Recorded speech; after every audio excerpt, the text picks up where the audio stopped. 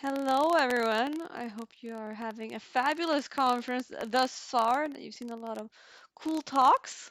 For this one, we're going to get into the land of game design, my favorite subject, in this talk titled Too Many Features, Too Little Time, Kill Your Darlings, and Save Your Game. I'd first like to present myself. My name is Mejerwall. I've been in this for about almost 20 years at this point, actually. I've been in esports for even longer. Yeah, I started my career as a gameplay programmer at Warner Brothers working on Batman Arkham Origins, and then eventually transitioned to design, and senior lead director and so on, and found my way to a bunch of these lovely companies that you see here on screen. And nowadays I'm a consultant, so I help studios to sharpen their game design, and I run different game methodology sessions and educations as well, and I host and speak at events such as this one. But now, into the subject.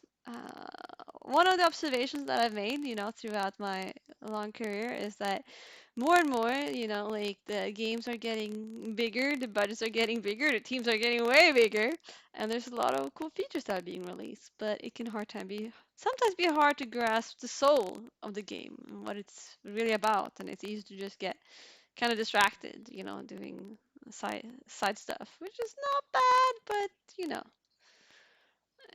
it can also take something away sometimes. I've also worked on countless games where there were many conflicting ideas, especially early on, and the challenge was not to come up with good ideas. The challenge was to decide which ones to keep. Yeah, a lot of people can usually relate to that one. Third is that it's been more common than not, I'd say, maybe less common. Hopefully, I hope it's getting less common. That team members have to work overtime, or we're not gonna say the C word. We have to work overtime to be able to get all the features in at the end.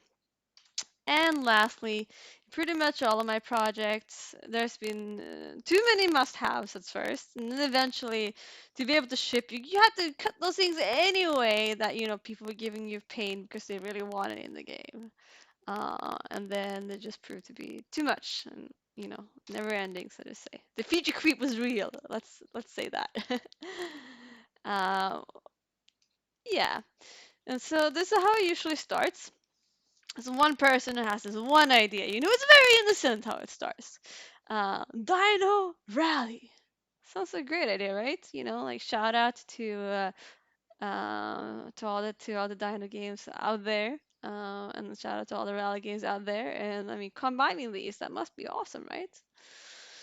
Well, at first it sounds awesome. Someone like brings out their gamer preference and their cultural preferences too. Like we're gonna do like Power Rangers, Dino Thunder with like swords, like in the shape of dinos, robots that fly around. And someone else will be like, no, no, no, no. We're just gonna do like Wipeout, this kind of racing game. But you're riding pterodactyls instead of, slim spaceships. And then someone else will say, no, no, no. We're gonna do like the Dino Run, and just run with a dino suit, and it's a running race and running rally. And then someone else says Carmageddon, but with Stegosaurus, eh? Sounds pretty good too. I would play that game, by the way. I would totally play that game. And then someone else said Twisted Metal with Dino Jeep. So it's just gonna be like, a couple of cool powers and stuff. Maybe they can eat each other, monster wars, etc. Now I'm feature creeping my feature creeping presentation. You're gonna have someone says like, just do racing cars. This is a with racing cars, but the artwork is gonna be like dinosaurs. Okay. And then someone else says, it's going to be race or eliminate, like in Death Rally. And you always have like this one person on the dev team, like everyone thinks this is like the boring person who says like, just ride dinosaurs, man. Like no need for all this shit. There's always someone who's gonna be the naysayer and maybe the realist in the room. Not sure that's a word in English, but yeah, whoever is a little bit more grounded maybe than the rest of us. And then usually it ends up with something like this, that person who said no need for all this, they get voted down and everyone else just gets together. And since everyone just kind of wants to they don't want to tip on anyone else's toes, and they don't want to say your idea sucks, mine is better. They don't want to do that because they want their idea, so they can't really jump on and put down everyone else's idea. So eventually they'll be like, all right, cool, we figured it out. You're gonna be dressed as a dinosaur. You're gonna be riding a Power Ranger sword pterodactyl that races like in Wipeout, and then can collide Carmageddon style. And then there'll be twisted metal weapons like rocket launchers and stuff. And you can win like with elimination or racing like in Death Rally. And also you can throw turtle shells like in Mario Kart. We didn't even say that on the last slide. Someone just came up with that too. Feature creep. And then we're gonna do it in an open world setting. And we're gonna have like levolution, like in the Battlefield game, so you can make like new shortcuts on your way. It's gonna be MMORPG progression. It's all gonna happen in VR, by the way, using blockchain technology with mobile crossplay. Ka-ching! Sounds great, right? Right? This is probably as many buzzwords as I could fit in there. But eventually, you see that it's starting to get a little bit ridiculous. And there might be some investors who are like, oh wow, yeah, I would invest in all of this stuff. You can make like all these things in like the one game that has to be awesome, right? But games don't always work like that. And so a rhetorical question is, why does this keep happening? Why do so many studios try to cram so many features into one game? And like I said, I'm part of this problem too, so I can tell you why. Like this is totally something I've seen happening. Uh, it's always the same and some different reasons to it. Like one thing is that people just came out of a game cycle that was like many many years, and they've been just creatively starved. They've just been working on executing, and they did not get to come up with any sort of new concepts at all. Or it can be the creative director's first game as a creative director. They just got promoted, like their whole life they wanted to be a creative director, and the first game that they do, they want to put everything in it. I see that happen. There are a lot of creative stakeholders, and everyone wants to feel like they left their mark on the game. This can typically happen at studios that have been around for a long time. That a lot of people got promoted, and there's just a lot of directors who are now like not, doing, not being hands-on anymore, but still want their input in the game, so to say. Or it can be that everyone has different game history and just references as gamers, and different preferences, and that's just how it is. That's not necessarily a bad thing. Or, we are making a sequel to another game. The fans expect us to make something that's just bigger and better, it's just more. Or we want to just offer more than the competition, than beat everyone else in on genre and hope all the games will jump ship to our game. Or, what I mentioned before, that studios want to increase chances of funding or getting greenlit by just adding more buzzwords. So these are a bunch of reasons why I've seen this happen, right? But why can that be a bad thing? Well, here's the C word. I didn't, I was trying not to say the C word, but crunch is up there. And then the hurtful cuts, that come at the end. I know one game that was being made by, it was a publisher developer relationship, like they were not in it was a partnership, you could say.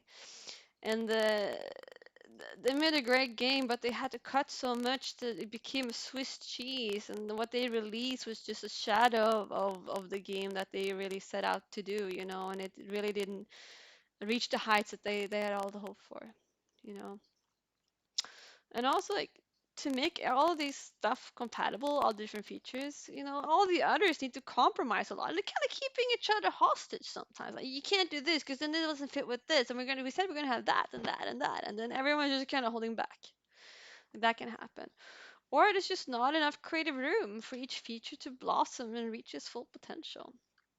And when the scope is like full, Uh, and then other cool ideas come up along the way, like that would have been a really good fit with what we was there. They get ignored because we don't have time. The scope is it's already full. We gotta do everything we set out to do in the beginning when we had less information about, what the game will be a couple of months in. But we're still gonna have to stick to that plan, right? Which might not be the best idea. But then there is the arguably biggest um, issue with having too many features, and that is a lack of clear identity, clear cohesion, and just like a soul, really. A consistent soul that the players can feel what this game is, so, and also what it's not, so to say. And this image here is from a video from a group called Extra Credits on YouTube, and they made a video called Destiny versus Warframe. $500 million in free marketing, and I don't like throwing shade at developers because making games is hard. Luckily, these guys already did it for me, so to say, and you can check out this video if you want. But what it pretty much says is, when Destiny came out, people were trying to grasp what it was because it was just like a ginormous space opera, where you see like Warframe, like the player numbers on Warframe, they're just like space ninjas. That was just like the slimmer version of that, you could say, skyrocketed pretty much, and that's why they say $500 million in free marketing for Warframe. That has performed really well since then, so to say. And that is the biggest risk that you run when you are adding too many features to your game. Now, another rhetorical questions. Do we need all these features? Do we need all these concepts? And let's, let's not take it for granted. Let's deconstruct. Let's look at this. And for those of you who are not familiar with that term, it's something we use in game design to kind of take a game or a feature that is out there and break it down into different parts and analyze them, so to say. So we're going to do this. And with that, we're going to use one of my models. This is the design structure or design hierarchy model that I developed and that I share and work with when I work with studios to help them kind of map out and understand their game a little bit better.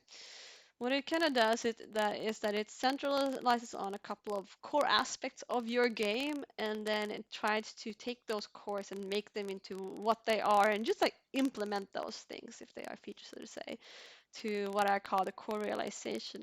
And then you have between all of these core concepts, there should also be some connective tissue with the other core concepts to make sure that these actually harmonize and there's some interplay with them and they actually fit together to blend and to make some cool, coherent, consistent gameplay, so to say. This might be a little bit abstract to you, so we're going to take a couple of games that I hope you've played or that you heard of, and I'm going to demonstrate this model. So first out is Dead by Daylight. We hope maybe we got a couple of horror fans out there in the crowd. Maybe we'll see.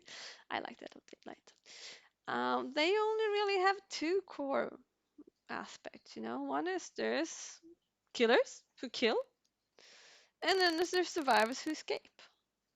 And there's a real simplicity in this game because they've been able to make a game only based on this. They didn't need more than that. And hey, 10 years later, they're still going strong, right? So on the side of the killers, there are the core realizations, the things that make them what they are. They're famous, they're horror movie killers. There's these kind of hex curses, like little totems and stuff that they can put that curses the survivors, for them. And then they have different abilities that add on, like a chainsaw, that kind of stuff. That all. I mean, some of them can teleport, for example. So those are the things that make killers, that aspect what it is. That's the realization of it. And then on the other hand, you have survivors who escape. They have hit points. They have healing that they can get on the map. They have different utility, items and chests. They have ledges that they can use to their advantage, when they're moving around on the map and stuff. And they also have abilities and add-ons, also known as perks. So they have stuff that makes survivors pretty much. But then you have the interplay between these two, and that's where the connective tissue comes in. So there we have stealth, for example. Like the survivors are trying to stay stealthy so that the killers won't detect them. But then you have a couple of killers who are literally invisible, for example, who can sneak stealthily onto you, and a lot of cool gameplay around that, around stealth really. There's also these hooks that both sides can use to their advantage to get to add or activate different boosts in the game that help either side. For example, some can have, if you unhook someone, you get super speed, or you can like do your repairs much faster and that kind of stuff. And then there's this chase. The chase is a little bit like the dance between the two, whereas the survivors, they want to keep the chase going for a long time. They want some of them want to be chased actually. It's fun. And then while the others are working on getting them out of there. And then of course the killers, they want the chase to be pretty short, but they also want to chase down them and hook those survivors. And then there's more stuff too. There's these generators, these hex totems that also survivors can use. There's different other resources on the map. So there's a lot of like stuff that just connect to tissue. And with that, they're able to just make a consistent, coherent game with a very clear soul. There's a little bit of a buzzword check here. Like we add a lot of buzzwords to the exercise early on. And we said open world, but open world will not fit in this game at all. It would have been too big, and the kills would have like a too large area to patrol. It would be too easy, and the survivors they were already out, pretty much, right? So don't put in buzzwords just for the sake of it. They actually have to add something to your game. They have to complement your game, and don't just otherwise you're just taking time without providing value, and might even diminish value. Next game, and if you haven't realized it yet, I like dinosaurs. So this is the construction of Ark Survival Evolved. I'm going to be a bit shorter in this one. They have dinosaurs, and you're a human on an island. You need to survive, and to do that, there is building and crafting. Sounds easy enough. And on realization, these dinosaurs are carnivores, they're herbivores, and the carnivores, the meat eaters, for those of you who might not be that much into dinosaurs, the meat eaters eat the plant eaters pretty much. And then you can also kind of take their eggs to tame each other. You can take the egg from a small dinosaur to be able to like learn and breed and train, tame a bigger dinosaur, so to say. You can, just following the kind of ecosystem, or the food pyramid, I guess you could say.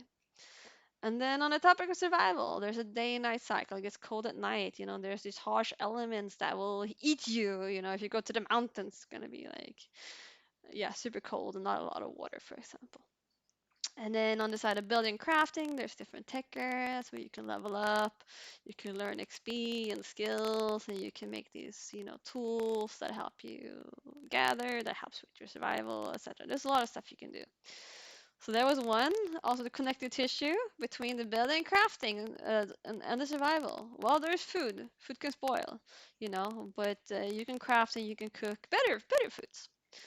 And then the survival and the building crafting, you can craft gear that helps you survive and helps you to go to areas that you could otherwise not access that might have materials that you need to progress, for example. And then there's between the dinosaurs and the survival, it's pretty straightforward. Like there's dinosaurs, they will eat survivor, they will eat you if they can. The wild dinosaurs, they will eat you, but they can also protect you from each other, from the cold, from the heat. And different biomes with different harsh elements will have different kind of dinosaurs there that can help you survive. And then building and crafting, pretty straightforward. You can actually, like, dinosaurs can help you farm. They can make everything just more efficient when it comes to building and crafting. I'm gonna leave it at that. And then here, the buzzword check checks out. Open world actually is a very naturally derived conclusion. And it is actually what really complements this game the best. So it's not just a thing we put in there. It actually really fits well into this game. So yes, that's another example of how you would use this model to build a coherent game. And the ideal structure is that you make a new game tomorrow and you use this model, with with two or three or maybe up to four concepts, but try to make it just three if you can, because the game will probably be better that way. And you find that core and you extrapolate from there, design the high level on the paper, keep it simple, have a sense of where you're going, but leave some room for exploration. Don't pre-saturate the scope with, cramming all these features into your backlog already so there's no room for anything else. Let those core features breed and thrive, over time. Once you have stuff in the build that represents them, then really like look at the build and what complements that one and what would be fun to add, and let that kind of be your northern star. And try to like scale up instead of constantly cutting and scaling down. Try to just like have the good stuff, and let that guide you into scaling up and adding more, so to say. And don't shoehorn in old ideas that might no longer fit. And the most obvious one, but also probably one of the very hardest one within game development, is to leave egos at the doorstep. This doesn't mean like leave your passion at the doorstep, but like it might mean that some of the stuff might ultimately not fit for the game that you're working on right now. So keep it for later is how I like to phrase it. Now, that sounds great if you can do that from scratch, but what if you're already in development? And how do you go from all these buzzwords and all these features and this enormous backlog to this very eloquent model with dinosaurs and survival, or killers, or whatever it is, with a few little core concepts and the realizations and the connected tissues? Well, I have a guide for you. Like I said, I help a lot of studios with their game design and with their game vision. And I already have an exercise that I usually take them through. Pretty much what we do is we take all the, I put them in a room, I let everyone just write their features on post-its, and then we just put them on a big board, which I call the parking lot. And then I say, okay, we're going to take all these features and we are going to paste them into different boxes, the 5 boxes that you see here on top. And we're not leaving until we're done, and you all have to agree on which box these things fit into. And this is easier said than done, and they can get some really interesting discussions here, because finally people are gonna have to talk about stuff that they otherwise might avoid, because like I said, people want their idea, so they don't wanna, tell someone else they're bad, but now they kinda have to, because now it's either or sometimes, because you can't put everything, in the leftmost column. You have to actually be very honest with yourself here. And so these different boxes are, the first one is called core concept, and this is pretty much a thing inside of the circle of the models I just showed you. This is what the game revolves around. It's a must-have. It's the starting point. It's like the whole identity of the game. It will make or break the game. This is what you told like the publisher or the investor the game is about. It was in that elevator pitch, in that deck. It's non-negotiable. And if we're going to compare this to Mario, let's say, what would be a core concept in Mario, Super Mario 3? It would be journey through worlds. You're a plumber, you go through all these 7 different worlds. I think that's pretty sure it has to be 7.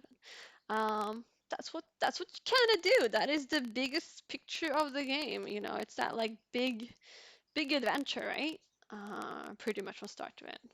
So that would be the core content, and you're not taking that away, so to say. And then you have the core realizations. These are things that strengthens those cores and kind of implements those core concepts. It's a way to realize them.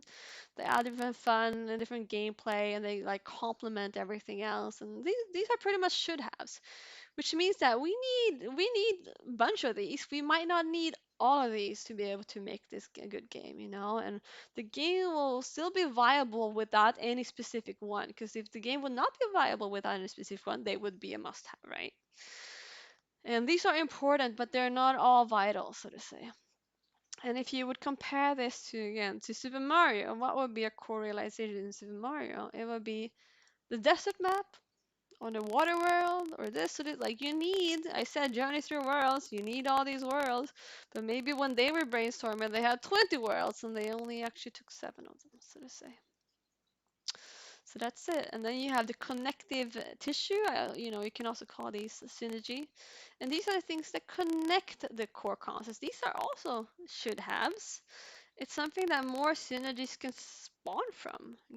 Once you put a couple of these out there, they will justify the core concept. Like if you cannot find connective tissue between your between your core relays, then you got to go back to the starting point. Maybe you didn't even pick the right ones, and that can happen. That has happened with a couple of students that I found that they really had to shoehorn in something, and they couldn't even figure out how it fit together.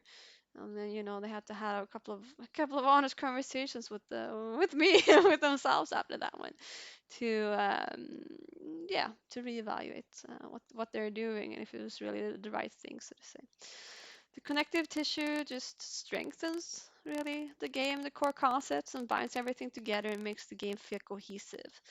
But again, there should have. You need some, you don't need all of them. The game will still be viable without a specific one, so to say. And if you would look at like what this is in Super Mario, it will be the adventure map. This will be like where you are walking, when you are in this world. The thing that binds together you being on Mario jumping around in this run with these like bigger worlds and the journey through worlds. Well, the glue in there that connects all that is the adventure map really. And that is the connective tissue, I would say, in Super Mario. And the next one you have is things that are diluting the vision. And there's usually a lot of stuff in this box. These are features that don't really relate to the core concept at all. These are could haves. They have value. They're fun. They're innocent usually, and they don't hurt anything. And you need a bunch of this, fun stuff. But at the end of the day, if they're not connecting or to the core like directly, then they are distracting from it. They are kind of diluting the game and the soul and what it is. And sometimes it's just a lot of feature creep here that should never really, delay the game from being released. They rarely have any big impacts on the game's success. I mean, sometimes, but usually not. And they are also, likely candidates to get cut anyway later on. They might be on the might find themselves on the chopping block before the end of the development, before it ships, so to say. And to look at the Super Mario again, what this will be these mushroom little puzzle rooms that you are doing. That you kind of, you walk into an adventure map, you go in there, you pick a chest, so to say. Like you could totally have that game without it. It adds spice, it adds some fun, but it is not like something that is in any way necessary or really elevates or lifts, anything that's core or synergy to the core. It's more like a fun, nice little decoration, so to say. And you could also argue the same thing for these little basements that you jump down and you collect coins. Yes, sure, they're iconic, but they don't really attach. Like they're literally like, let's go into here and teleport to here and do a thing, yeah, and then we teleport back and continue the gameplay. They're more a distraction, I would say. But they're fun and they add some value, so to say, and they're pretty innocent. So let's keep them in there. And the last category here is things that are conflicting with the other features and with the core concepts.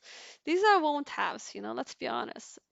Someone has this as a darling is the only reason why you're trying to get it in. It was in the favorite game of some person, and they're usually gimmicky or buzzwordy. That's how you recognize them. They're old ideas that sometimes were outgrown. Normally, more crucial features have to compromise and hold back to get these in, and that's never a good sign. Things that haven't been done before for a good reason. Sometimes I see stuff that we don't ship at one studio, and then I see the next studio experiment with that same thing, and I'm like, oh boy, we'll see if this one makes it to release. I wouldn't be very sure about it. Things that you no, or someone might even mention that it's probably not a good idea or it's gonna be tricky, and stuff that people might suggest to put these things on hold, and that's what you should do. And if you look at Super Mario, surprisingly, and maybe this is the exception that confirms the rule or breaks the rule, is it's a flute. Super Mario, you literally made seven amazing worlds of gameplay. Everything is balanced around it, that you guys should survive to the end. And then you literally make this guy like jump in this hacky world, by the way, and like jump down and and then just like teleport and just skip all of that gameplay that your team so carefully crafted. I don't know how they got this in. I have no idea. It makes no sense. None whatsoever. Why would you make that and then skip it? But hey, it worked, and I would say the game was very much ahead. It's a very popular thing, but I would also wonder if the game would be as much of a hit, or maybe not, without it. We never know. But it's definitely a feature that I would have chopped off my block, I'd say.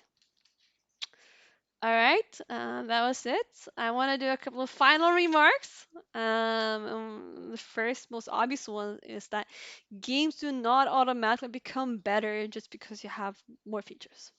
It is not usually the game with the most features that become the most, popular or cultural hit or famous. It will be the game with the most coherent structure, the most thought through and polished features that are interconnected and enhance each other and just makes that game feel cohesive, so to say. And sometimes we have to kill a few darlings to get there, but do not fret. There's always next game. There's always next game where you have a new chance to make these darlings your core that everything else has to revolve around and really let them shine. That's it. Thanks for watching this one. If you're interested, to get in touch with me and help me, teach or lecture or help your team with their vision and sharpen it, don't hesitate to get in touch. Or if you have any events that you're looking for some good game design speakers, you are free to contact me as well with any of these details below. That should be all for now. Thank you all and have a wonderful rest of your conference.